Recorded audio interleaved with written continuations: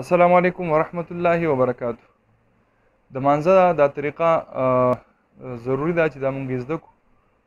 نو اول نمبر نیت دی.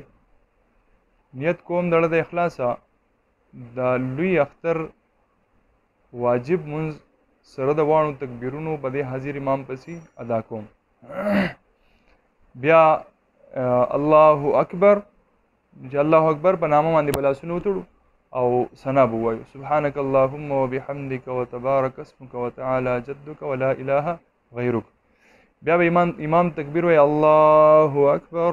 نو چې موږ لاس چت کو اول ځل باندې نو دا به ځوړند ساتو. په دویم ځل باندې الله اکبر لاسونه به ځوړند ساتو. په دریم ځل باندې الله اکبر نو بیا به لاسونه په نامه باندې وتړو. بیا به امام اعوذ بالله بسم الله الحمد او د هغې سره به صورت ووایي.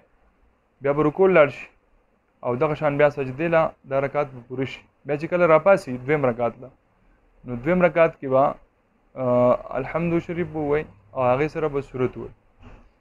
بیا د رکوع نه مخکې رکوع ته چې لا نه ایدلی نو لاس په اوچت کې الله اکبر او لاس په ځوړند.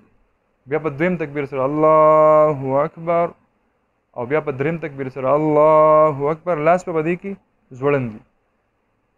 نو بیا به په څلورم تکبیر سره الله اکبر رکوع له لاړ شي او بیا به دغه شان دا مونځ پوره کړي. د دې نه بعد بیا خطبه ده.